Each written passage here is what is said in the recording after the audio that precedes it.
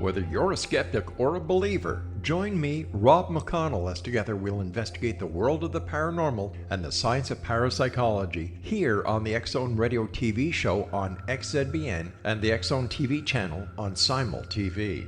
Since 1990, the X-Zone Radio TV show has been the place where people dare to believe and dare to be heard. Together, we'll investigate UFOs, aliens, ghosts, Bigfoot, psychic phenomena, lake monsters, conspiracy theories, government cover-ups, the truth embargo, alien abductions, ESP, haunted locations from around the world, and so much more. With over 28 years of broadcasting and more than 4,500 individual guests, the X-Zone is truly a place where fact is fiction and fiction is reality, as evidenced by the credibility, integrity, and professionalism of the guests that we bring to our international audience. If you have seen a UFO, had a close encounter, seen a ghost, Bigfoot, lake monster, or a story that you would like to share or have investigated, contact me, Rob McConnell, by sending me your email to xzone@xzoneradiotv.com, or you can call toll-free 1-800-610-7035, extension 143, and on Skype, X-Zone Radio TV. For more information on the X-Zone Radio TV show with yours truly, Rob McConnell, visit www.xzoneradiotv.com or www.xzonetvchannel.com or simultv.com and xzbn.net. Until next we meet here in the X-Zone from our broadcast center and studios in Hamilton, Ontario, Canada, always remember, X-Zone Nation, keep your eyes to the sky and your heart in the light.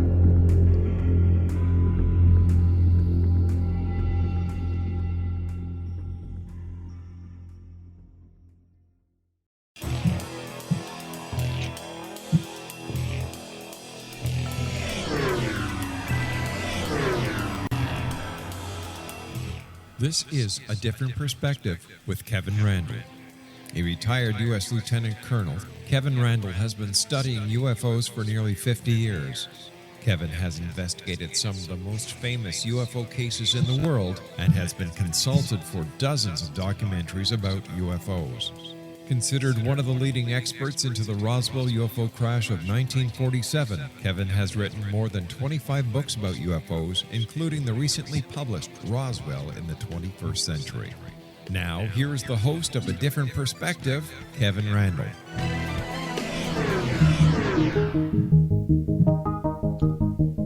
I'd like to say help. I seem to be trapped in Roswell, New Mexico. I can't get away from the place. I'm still here. We're still high atop the International UFO Museum and Research Center, which means I'm still on the ground floor in a room without a window. So I don't know what's going on outside. Today I'm joined by Kathleen Marden, the niece of Barney and Betty Hill, who's been doing abduction research for decades, who's well aware of the Barney and Betty Hill case, because obviously she's the niece. And we're going to be discussing that and some other aspects of ufology.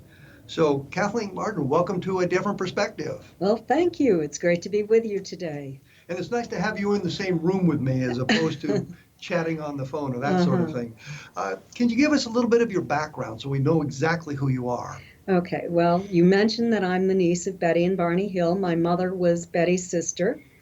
I grew up in Kingston, New Hampshire, small town in New Hampshire, went to the University of New Hampshire and studied social work with a focus on psychiatric social work.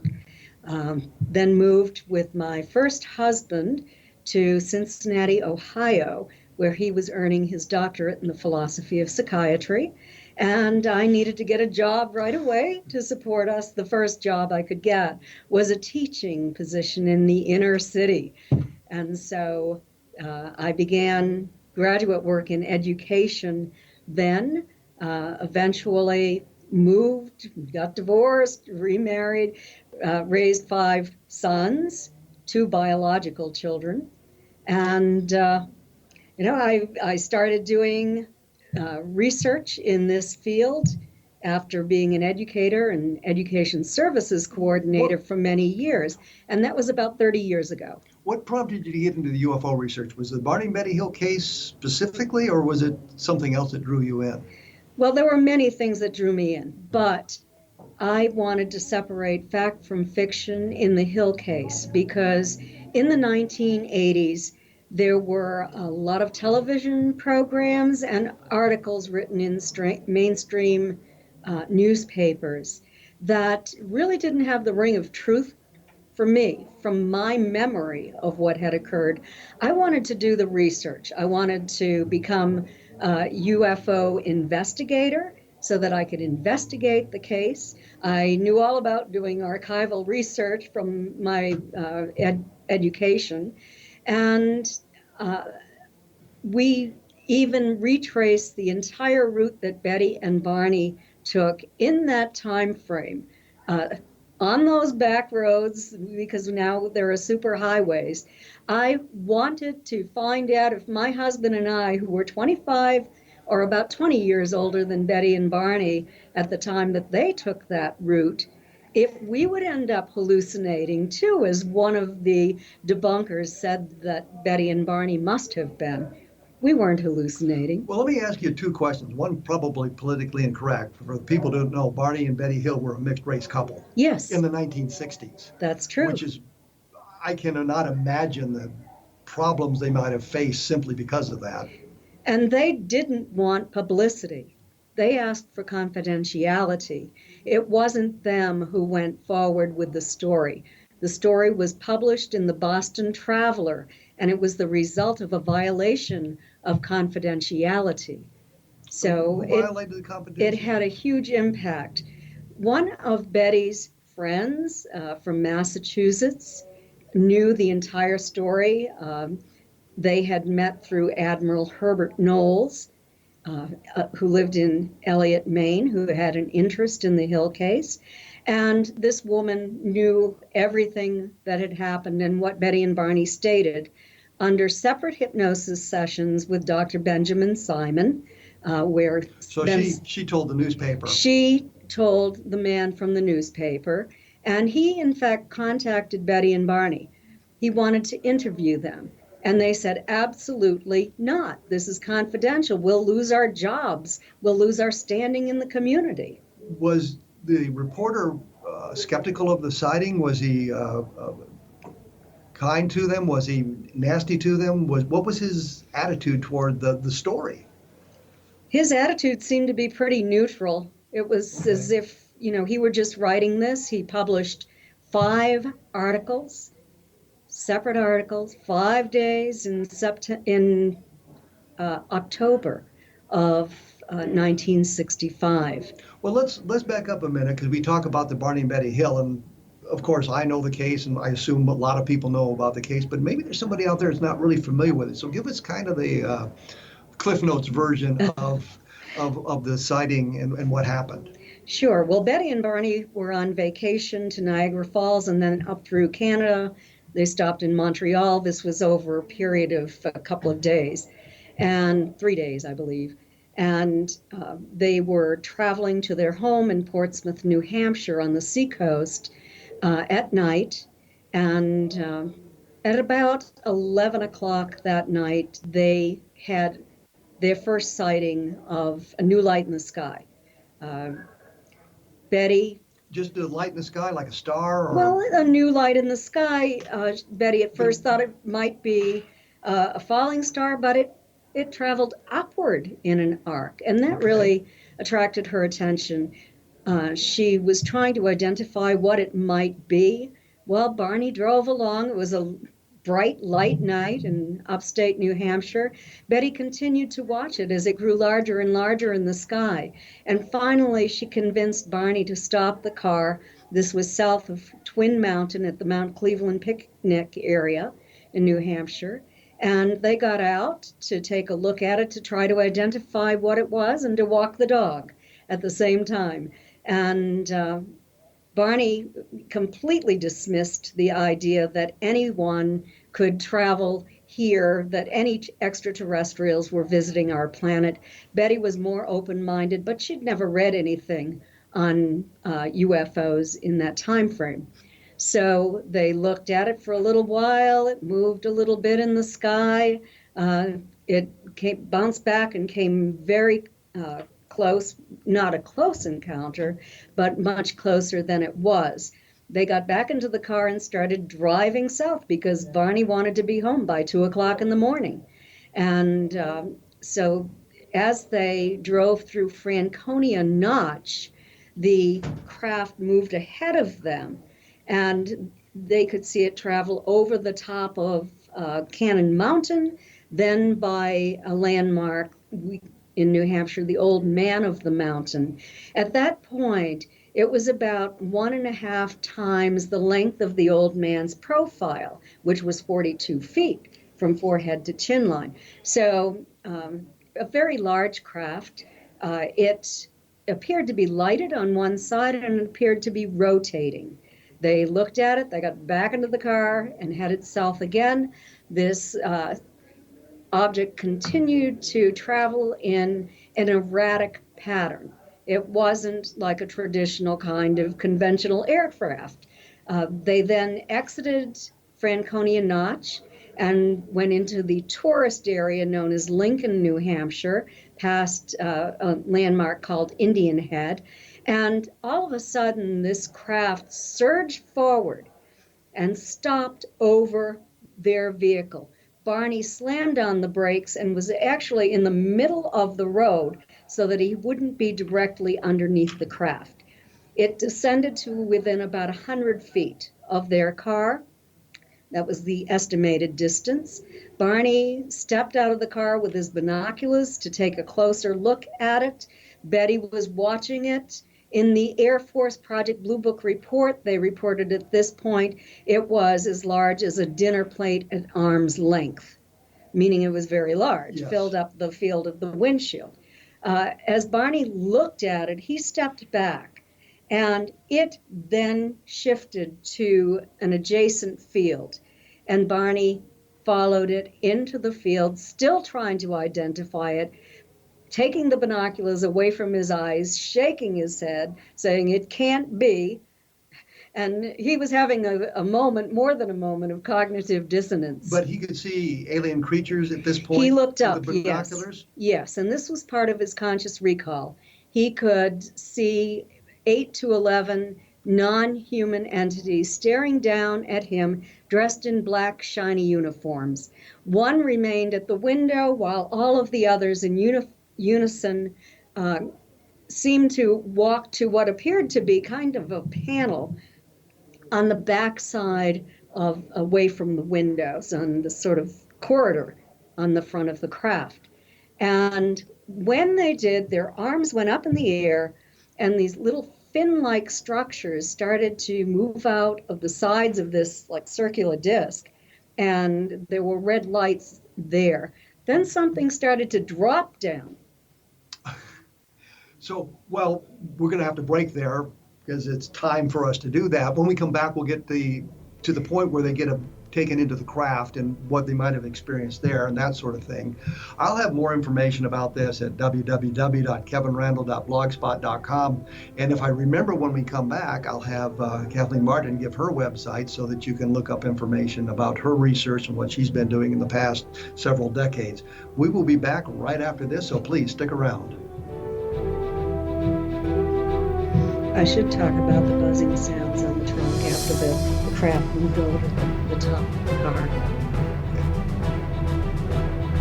I'm listening to music now.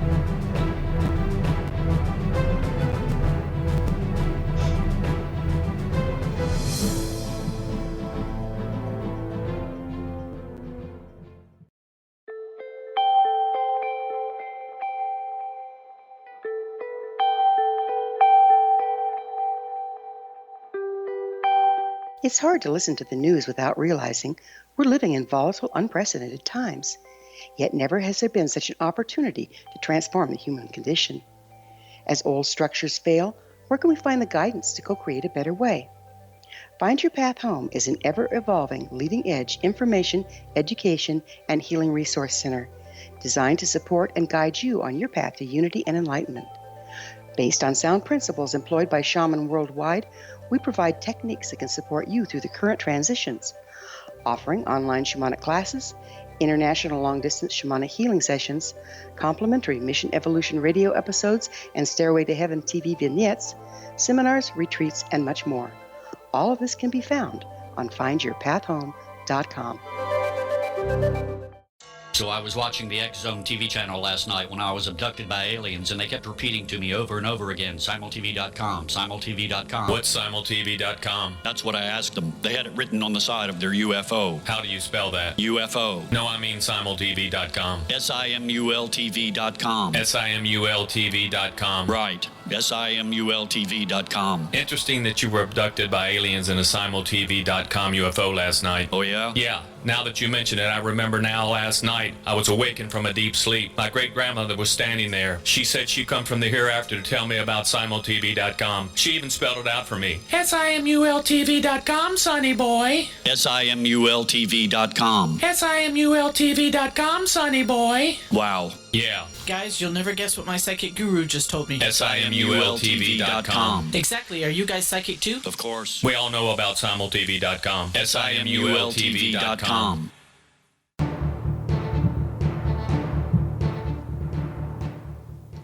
I am still in Roswell, New Mexico, as I told you, and I'm still with Kathleen Marden. We were talking about the Barney and Betty Hill abduction, and we're about to the point where they're taken aboard the craft. So I'm going to turn it back over to Kathleen and let her ramble on, as they say. Tell us what transpired next. Okay. Barney had the impression that they had a plan for him and that he was going to be captured, quote, like a bug in a net, close quote. He pulled the binoculars away from his eyes so strenuously that he broke the leather strap. Went running back to the car, screaming to Betty in a hysterical condition that they had to get out of there or they were going to be captured. He went speeding down the highway, and they heard a series of code-like buzzing sounds striking the trunk of the vehicle. It caused the vehicle to vibrate and for a tingling sensation to pass through their bodies. The next thing they knew, they were 35 miles down the highway with very little memory of what had happened in the interim. They remembered observing a fiery orb sitting on the ground. They remembered observing a roadblock. They didn't know where or when that happened. Barney said to Betty, I'm going to prove to you that that was not a flying saucer. I can make those sounds myself on the car. He stopped the car. He drove from side to side. He could not make those sounds. They drove on toward their home on the seacoast, looking for a police officer to report this to. They didn't see one along the way. They arrived at about 5 o'clock in the morning. So they're way late, and now Yes. we have what's known as missing time. Yes, absolutely. There was also physical evidence that something happened to them. Betty's best dress was in fine shape when she put it on the previous morning. It now had a tear from waist to hemline on the lining. The hem was torn down on one side. There was a tear in the thick zipper fabric at the top of her dress, and the stitching was torn out along the top of the zipper. So they're very confused about what's happened. They have no idea how they got where they are. There's damage to the clothing. Eventually they find markings on the car as well. Yes. What inspired them to contact people about the UFO sighting? And I mean, she went to NICAP, I believe. Didn't she mention to NICAP at some point, write a letter to Don Kehoe? She did write a letter to Donald Kehoe on September 26, 1961, shortly after the incident. Yeah, just a couple of days later. Yes, and that contains the evidence that Barney did indeed see figures on that craft dressed in black, shiny uniforms who frightened him greatly. She also talked about the stair-step pattern of the flight of the craft. And so And did she suggest hypnosis in the text of the letter? No, I don't think so. I don't think she mentioned hypnosis. Maybe she did, and I'm just not remembering that. It's been a while since I read it. Controversy is that I think Fuller in his book had quoted parts of the letter, but there was a quote that he'd left out. I think Mark Rodiker at the Center for UFO Studies had discovered it, that she had suggested maybe hypnosis would help them. Okay, well, I can tell you that my father, 2 days after this happened, suggested hypnosis to them, and then later, in November of 1961, Robert Homan and C.D. Jackson again recommended hypnosis. And Betty and Barney actually did go to a psychiatrist at Baldpate in Massachusetts, and they wanted hypnosis. And he said, I don't want to do hypnosis now. Over time, you'll remember more. And they did remember more. And they continued to go to upstate New Hampshire to look for that area where they saw the fiery orb sitting on the ground, to try to identify that location. Finally, Barney ended up having post-traumatic stress disorder, what we call that now, and he was referred to Dr. Benjamin Simon, who was a neuropsychiatrist, set up the neuropsychiatric unit at the Mason General Hospital on Long Island to treat veterans who were returning from the war during World War II.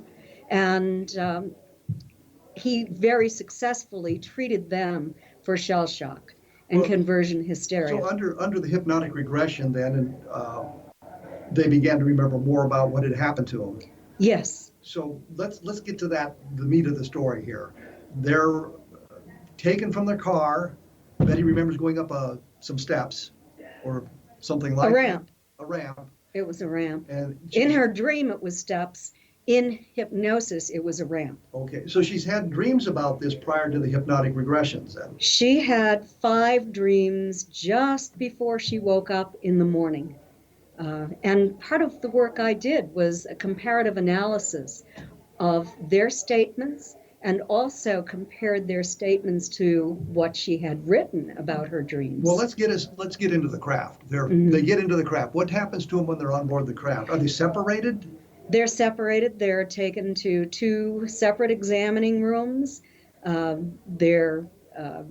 These entities, the one that they called the examiner, was very interested in their joints, in their nervous system, examined their hands and feet very carefully, looked into their eyes, their mouths, etc. Very interested in their spinal column. And for Betty, they removed her dress, probably breaking the zipper along the way, and inserted a needle into her navel that caused a great deal of pain. And the one that she called the leader took that pain away. Did she undergo a gynecological examination? No, she did not. So it was just the needle into the abdomen? Into the abdomen, yes. If she did, she never told anybody. It would be too embarrassing. Well, yeah, you know? that's true. And, well, maybe not in today's environment, but certainly in that time frame. Yes. And for Barney, he underwent the same kind of physical examination that Betty underwent. They were very interested in his hands and his feet and his skeletal system and his nervous system. And they also took a sperm sample from him. Okay. And I suppose they did it with a needle into the abdomen or into the... No, they placed a cup-like device over his penis. Oh, okay. Well, that's intriguing, I suppose. How long did these examinations last? Do we have a time frame there, how long they might have been on the craft? Well, they had about 2 hours missing time. So, you have to account for the time where the car was stopped and they were taken out and then the car was returned. So probably, I would say maybe an hour to an hour and a half on the craft. Well, let's get to the star map. Mm-hmm. Betty Hill said that she asked the leader where they came from. Yes. She said, "Where's your home port?" I know you're not from around here. He produced a map. Yes, he did. Was it a 3-dimensional map? Yes, it was a 3-dimensional So it was in 3D, map. and she's now having to convert it to 2 dimensions. Yes. And what transpired? What kind of conversation transpired at that point? At that point, he said to her, "Do you know where you are on this map?" And she said, "No, I don't know very much about the universe." And he said, "Well, if you don't know where you are, how can I tell you where we are?" And so that was sort of the end of it. Well, it seems to me if the leader knew where he was at that point, meaning where we are, he certainly could have oriented her to the map had he wanted to do so. I do believe that he could have, but he didn't want to, apparently. So the map, the first time she recalled it was in a dream? Yes, it was in a dream. That I've always had questions about that map because she had a dream about the map, and then under hypnosis she recalled the map again. So that was something when I wrote Captured, the Betty and Barney Hill UFO experience, I didn't want to discuss. And so I thought that I should be fair to Betty and Barney and ask Stanton Friedman to write those chapters About the map. about the star map and in About the the star map. investigation of the star map. And so he did. He was involved in the star map because it had been investigated by Marjorie Fish, who was a brilliant woman from Ohio. She had actually constructed 23 separate models of that star map. Well, no, what And the three-dimensional models. Models of using monofilament line and beads of different sizes and colors. She had to go to Ohio State University, and she had to go to the astronomy department and copy from the manuals the distance data. Then she took that data to her house, and she built models of our local galactic neighborhood out 54 light years. In 1971, she still didn't have a match, but a new catalog came out, and it had different distance data on a couple of the stars, and then 3 stars were now on the map that hadn't been there previously, and she had a reasonably close match. So by studying these from different angles, she eventually found a match for that. But didn't Betty Hill have a different idea where it might have been from? She had come up with a different analysis? Initially, there was something in the Boston newspaper, and I believe it involved Carl Sagan and the discovery of satellite, I think it might have been. It was something that was out there. And originally she thought, gee, that reminded her. Okay. We'll explore this a little bit more in just a moment. We're going to have to take another break. Mm-hmm. Just when it's getting good, we have to take a break. Once again, it's www.kevinrandle.blogspot.com. Your website is? Kathleen-Marden, MARDEN.com. Well, there you go. We will be back right after this, so please stick around.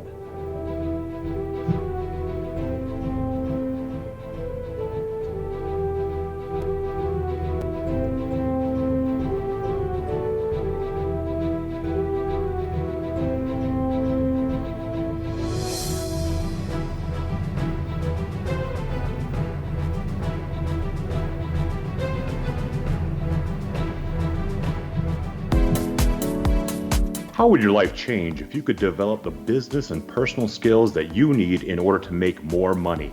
Do you want to learn how to achieve your big life goals faster?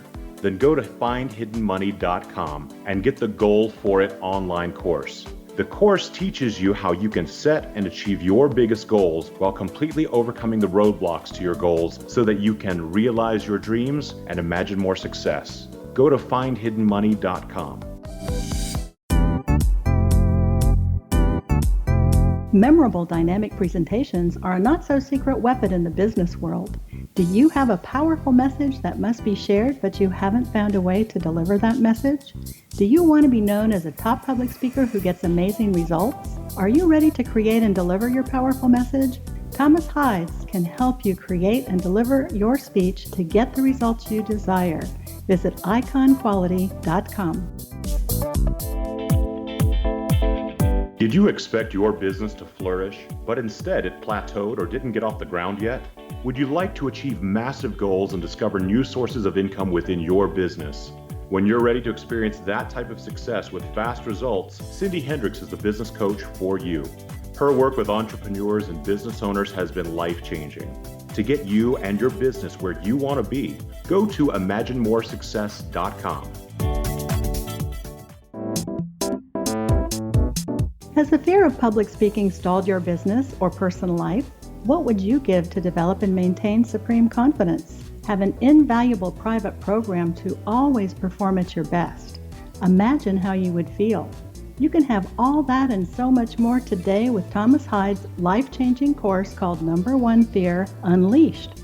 Visit numberonefear.com and be liberated from your fear of public speaking.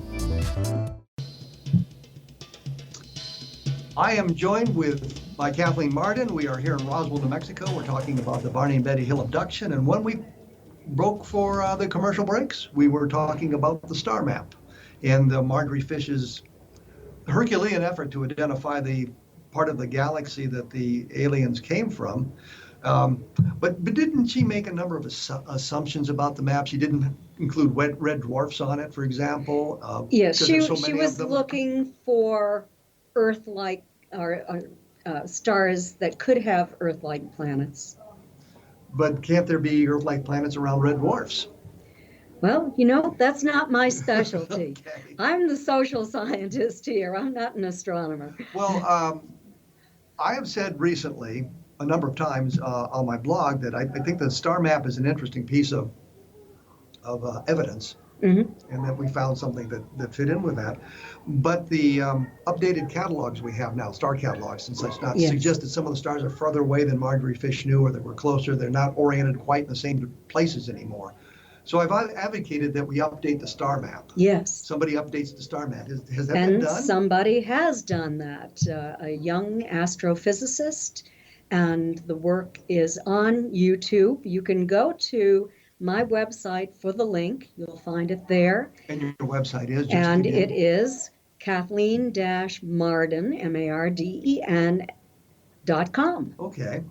And what did it verify what Marjorie Fish had found, or did it lead us in a little bit of a different direction? It did pretty much verify what Marjorie Fish had found, that Betty's map was still about 95% accurate, I believe. Are you aware of the movie Alien? No. Okay, in the movie Alien, they're trying to find these. They're coming back to Earth. The humans are coming back to Earth on some kind of exploration or mining operation, and the problem is that they're falling out of warp space or whatever, and they're looking for the system. They're trying to contact the outpost on Pluto or whatever so they can enter their system, and they identified the system as Zeta Reticuli. Mm-hmm. Oh, very interesting. I do not know if the writers of the movie or the director of the movie knew about the Barney and Betty Hill case. I bet they did. The Zeta Reticuli, but I thought it was interesting that they found themselves at Zeta Reticuli and came up with a name. Yes, because those were the two stars that Marjorie had identified as being in the foreground. Zeta 1, Zeta 2 Reticuli being a double star system. Yes. And the updated version suggests it's the same pair of stars. Yes. Okay. What I wanted to ask you is, of course, the program Project Blue Book on the History Channel. Project Blue Book on the History Channel did a segment that kind of related to the Barney and Betty Hill case. What was your reaction to that? Well, at first I was excited about seeing this. They informed me that it was going to be on. I offered to give them any evidence they needed so that they could be completely accurate, because I thought that was a pretty exciting story by itself. But what I saw on Project Blue Book was unidentifiable as even being the Hill case. I was extremely disappointed. They at least had a mixed race couple. No, they didn't. Oh, they didn't? No, my Aunt Betty was black. I didn't know. For some and reason, I was saying, look that. At me. Do I look like I have two black aunt and uncle? I'm blonde. So they didn't consult you at all about this? No, they only informed me they were doing it. They said they were all set. They didn't need any information or documentation from me. There was an Air Force Project Blue Book. I mean, the regular Project Blue Book. They did take a report about the Hill sighting, but did it have anything to do with the abduction? They didn't know about the abduction at that time. The Project Blue Book record report is fairly extensive, and it says almost everything that Betty and Barney stated in their conscious recall of the event. Did the Air Force ever try to contact them after Fuller's book came out or the articles appeared in the Boston newspapers? I don't think that they did. They said that the witnesses were not available for further interview, which was false. Well, that would raise a question in my mind. The Air Force would have contacted Barney and Betty Hill and asked them to participate in an interview. You're saying they didn't refuse to that sort of thing. It just, right. Did the Air Force even contact them? Well, Betty and Barney gave the initial interviews. In the initial interviews, the Pease Air Force Base stated that they had an unusual sighting on radar the night before. I later discovered through my research that the North Concord, Vermont radar station also had picked up a very large object traveling in an erratic pattern against the wind earlier that evening. And it's all in my book, Captured, the Betty and Barney Hill UFO Experience with Stanton Friedman. Very, very interesting that the Air Force actually did look into this. Later on, there were 2 Air Force officers at Maxwell Air Force Base who wrote a paper asking if Project Blue Book should be reopened. Well, Maxwell Air Force Base, of course, is in Alabama. Mm-hmm. And these officers in, I think there was a Air Force school down there. Yes, there was. So they were doing a paper for their assignment, and they thought the Air Force should reopen Project Blue Book? Possibly, and they took a look at the Hill case. And they said that the Air Force's account of what happened to Betty and Barney was almost as erratic as the UFO sighting itself. And they said that there were actual bona fide radar sightings, radar tracking, and that it should have been given more attention by the Air Force. The Air Force had a dismissive attitude, which they should not have had, and they did indeed believe that a new look should be taken at that case, because it was a violation of the Air Force rules that they had, that Edward Ruppelt had written way back in 1952, that any radar tracking should be further investigated. Well, there's a couple of discrepancies I found in Fuller's book, in the descriptions. One is, and the skeptics have made a big deal about Barney Hill being influenced by a Outer Limits program called the Bolero Shield, which I'm sure you're aware of. Yes, I've looked into that. I also found a Twilight Zone episode called Hocus Pocus and Frisbee, where he's abducted by alien creatures. Andy Devine was the abductee in that case. Why I bring this up is at one point Betty said to Barney, I think, have you been watching the Twilight Zone again? Mm-hmm. And that would suggest a possible... Well, not have you been watching it again. Been watching because they hadn't watched it. Barney worked nights. Mm-hmm. He wasn't even home to watch it, and that wasn't the kind of show that they watched anyway. They were very politically involved and went to political meetings at night, had a lot of company at night. I ended up asking Betty, after Barney died, if in fact they did have an interest in science fiction, if they had watched these shows, and Betty said flat out no. But she did mention she obviously knew what the program was about. There was a lot of talk about what was it called, the show? Twilight Zone? The Twilight Zone, yes.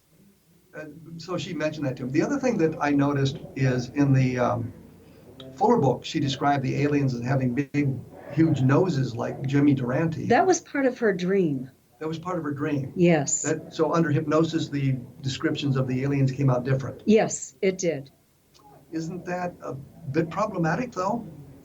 I don't think it's problematic because I think that dreams include fantasy material. I've never believed that Betty's account of what happened on the craft was exactly the same as in her dreams. I was highly skeptical, and that's why I did a comparative analysis of their statements. And what I found out is that Betty's and Barney's separate statements under hypnosis meshed, but were different from a lot of the material in her dreams. So Fuller, I guess, based part of his book on material that she had recovered through her dreams as opposed to the hypnotic regression sessions? Well, he did put the hypnotic regression sessions in his book on that topic, and her dreams are published at the end of that book, so you can read those. But I did, a sentence by sentence comparative analysis and discovered. Let me give you an example. In Betty's dreams, she and Barney came to a stop. They were surrounded by these non-human entities. What they said under hypnosis was that 3 went to Betty's door, 3 went to Barney's. They divided into 2 groups. They didn't surround the car. They opened the doors and they took Betty and Barney out. Okay. We're going to have to take another break here.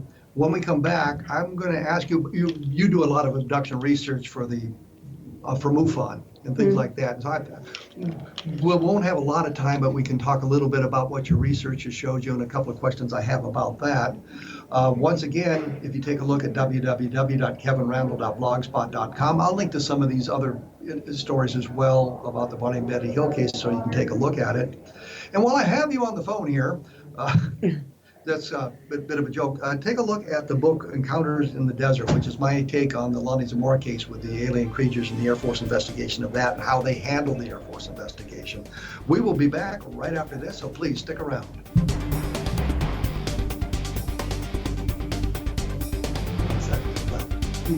I'm not getting too far off track.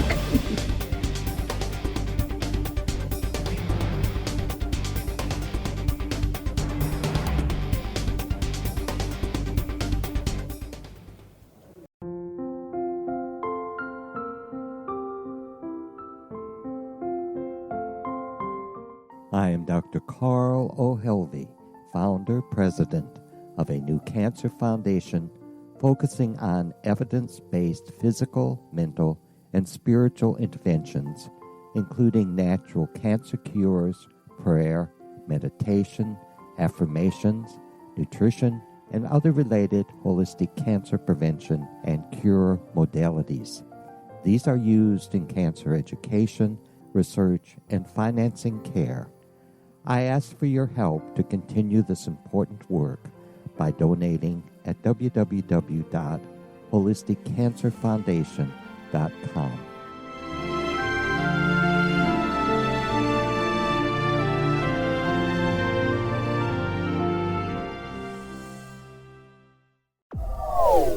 They are here, and they've been here for thousands of years, making their presence known in the shadows. They might be seen by a lonely motorist on a deserted road late at night, or by a frightened and confused husband in the bedroom he is sharing with his wife. But who are they? What do they want? Why are they here? Perhaps most concerning, has the government been aware of their presence all along? The new book by Ellie Marzulli, UFO Disclosure, the 70-year cover-up exposed, delves into the world of UFOs. Can full disclosure be soon? Order now and receive a free hour and 37-minute DVD on the UFO phenomenon. UFOs are real. Get both the book and the DVD, a $40 value, for only $19.99. To order your book and DVD today, go to lamarzulli.net. That's LAMARZULLI.net.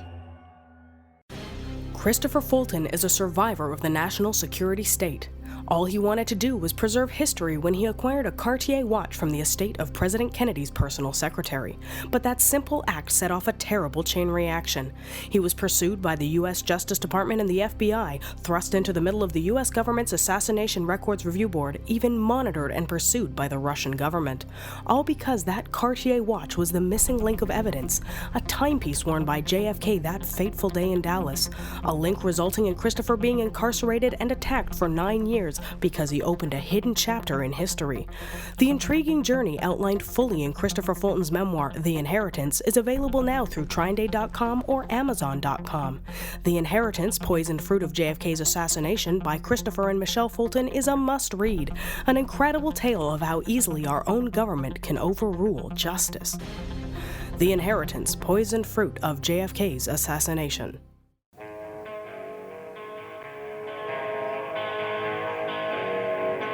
I am joined by Kathleen Marden. We're talking alien abductions. I know she's the MUFON Director of Abduction Research.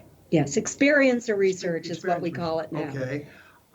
One of the questions I wanted to ask you is about sleep paralysis, because many of the symptoms of sleep paralysis mimic the symptoms of alien abduction. Absolutely. And I've been very concerned about that. Is there a way to separate a legitimate episode of sleep paralysis from an alien abduction? Is there some kind of methodology that can be used to determine whether it was just sleep paralysis as opposed to an abduction? Well, what I did in one of our most recent studies is we asked the question, have you awakened, paralyzed, able only to move your eyes, and have you seen figures in your bedroom? Well, nearly all of the experiencers said yes, they had.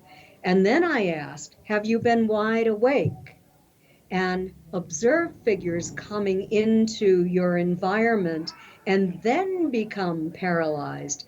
And those who were identified as abductees stated yes, but only a very small percentage, only 35% of the 516 experiencers said that. So most of them had the characteristics of sleep paralysis, but only a smaller percentage had the characteristics of a person who had a real experience where they were wide awake, saw entities, and then became paralyzed. So then you're suggesting you do not carry further research on those that have experienced sleep paralysis? You tell them that they only have been sleep paralysis? No, that we don't do that. Well, how do you handle my team, my team attempts to help everyone who contacts us. We're more of a support team, yet we do have investigators on our team as well. It depends upon what the person is looking for when they contact us. If they need help, if they need understanding, then the specialists on my team will help them in any way they need to be helped. But doesn't that kind of complicate the research, because it's really difficult to be a good researcher and a good therapist at the same time? They often conflict. Well, we weren't doing research. Our research arm is different from that. Okay. I work on the research end of it. That is what I enjoy doing most. But we do have individuals on our team who are specialists in supporting experiencers. We also have others who are highly skilled investigators. But I guess the question is, if somebody comes to you as an experiencer, I guess I'm trying to form the question actually, is how do we separate the research from the therapy? Because they're going to different teams. Right. Well, what we do is members of my team speak with these individuals in a non-judgmental way. It depends upon what they're looking for. If they want an investigation, if they have evidence, which a lot of people don't have, but if they have evidence, then we can proceed with the investigation. If they simply feel traumatized, if they want a support group, if they want to enter into a private relationship with a psychotherapist or a hypnotherapist, we also have a list of vetted individuals, professionals that they can enter into a private relationship with, and they are then separated from MUFON. So you've got a group of experiencers who come to you, and they come to you for an investigation to find out what happened to them, and they're treated differently, which is really kind of pejorative, I guess, to say that. Yes. But treated they go into a different group for the investigation. So there's no real therapy going on there? They can have therapy after the investigation, but the investigation is scientific. We're looking for scientific evidence, and the investigation has to take place before we can go into the support part of that. But it's the person who comes to you determines which group they go into. Yes, absolutely. It's their decision. Has there been any startling finds, any things that you found that has been really surprising to you when you're looking into these things? Well, for me, occasionally I do my own investigations, and the typical abduction investigation is old hat. It's become boring. So I have done an investigation that I found to be highly credible. This took place at an airport in southwestern United States. The owner of the airport, and commercial pilots were the witnesses in this case. And it was very similar to what happened on the Skinwalker Ranch in northeastern Utah. And so I found that to be fascinating. What was it? What do you mean similar to the? Well, we had UFOs that came in that were being filmed, that were observed by MUFON investigators. We also had an abduction that started to take place. We had time slips where the witness and his mother actually saw mammoths grazing on a grassy plain instead of the runway. One night there was kind of paranormal phenomena going on. Very, very strange. Well, you know what the skeptical reactions would be. What were they drinking? Right, yes, but they did not drink. But I mean, it sounds like hallucinations. It does, but there are witnesses too, so all of them had to be hallucinating at the same time. But if they're all together and they're discussing what's going on, I mean, that suggests some kind of contamination is possible. Well, I disagree with that. I disagree because I think people are capable of having their own thoughts, and they'd have to be pretty darn gullible. I'm saying that when you get into a group like that and you start discussing these sorts of things, that you can cross-contaminate one another, and then there are many examples of that happening where people's. Well, if you want to bring in public hysteria, where people are just dying to see a UFO and they can convince themselves that that's what they have seen. But this is different. There was a former state cop involved in this. But there was some kind of external evidence for this, not just the testimony? I have photographic evidence of it as well. Has this been published somewhere? I wrote a little bit about it in my new book. And that new book is Extraterrestrial Contact, What to Do When You've Been Abducted. So I'm doing an awfully good job of getting you opportunities to mention your book. Absolutely. I appreciate that. Which is the whole point, I guess. So is that book out now, or is it you just... It will be released on September 1st, but it's available for purchase on my website. Physical copies? Or? Yes, physical copies. So it is available then? Because I purchased those copies. It will be officially released September 1st. And the evidence, the physical evidence, it's photographic evidence, I assume, or is there landing traces? There's a little bit of photographic evidence in what I have written. I've written about a variety of different cases that I have personally investigated. In one of those cases, the witness was diagnosed with lymphoma and was healed, and actually has photographic evidence of an orb that slid down his wall, traveled across the room, dove down into his body. He slept for 12 hours, and when he awakened, the nodes in his neck were much smaller than they had been. By the time he went in for surgery, he had 4 tiny necrotic nodes removed. There's a medical doctor who has his records and has written about that in Free's book, Beyond UFOs. But is that necessarily extraterrestrially related? Well, he Could it have been was. some He other kind of is paranormal activity. possibly, but he is an abductee, and there was evidence of that. The evidence would be quickly because Well, I'm out of time. yes. Aside from his sightings, I had submitted his T-shirt for analysis in a laboratory. He had a possible implant removed. It hadn't been there before he had been abducted.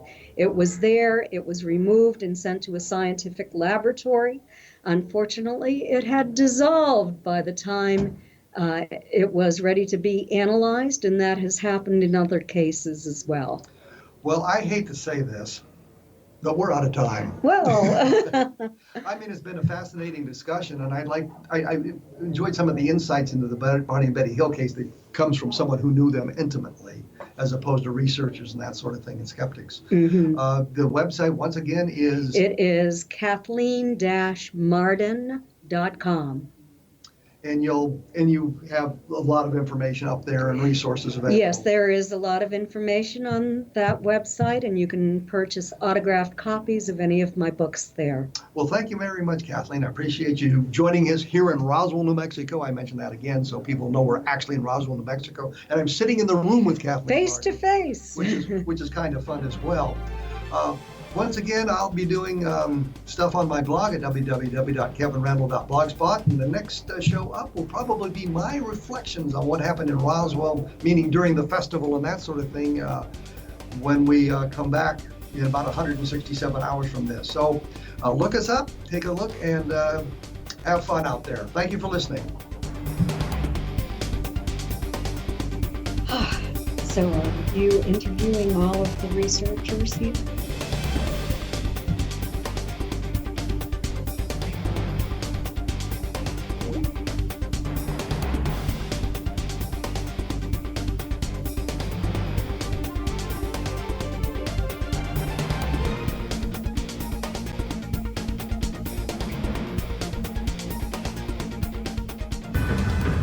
If you are looking for a safe, zero-calorie natural option to the harmful artificial sweeteners on the market today, Just Like Sugar is what you're looking for. Just Like Sugar is a wonderful natural alternative for those health-conscious people who choose a calorie-restricted diet with a great, pure, sweet flavor that tastes just like sugar. Just Like Sugar is a great natural option for people suffering from diabetes and may be useful in restricted diet programs where standard sugars are not allowed and does not cause a laxative effect of some other sweeteners.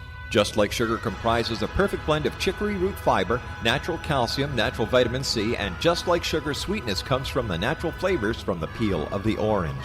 Just Like Sugar is a natural alternative to harmful artificial sweeteners and will change the way that you believe all natural sweetener products taste. Just Like Sugar is available at your local Whole Foods markets, Wild Oats markets, Henry's, Sun Harvest, and many other fine natural food stores in the U.S., Canada, and worldwide. They are here, and they've been here for thousands of years, making their presence known in the shadows. They might be seen by a lonely motorist on a deserted road late at night, or by a frightened and confused husband in the bedroom he is sharing with his wife. But who are they? What do they want? Why are they here? Perhaps most concerning, has the government been aware of their presence all along? The new book by Ellie Marzulli, UFO Disclosure, the 70-year cover-up exposed, delves into the world of UFOs. Can full disclosure be soon?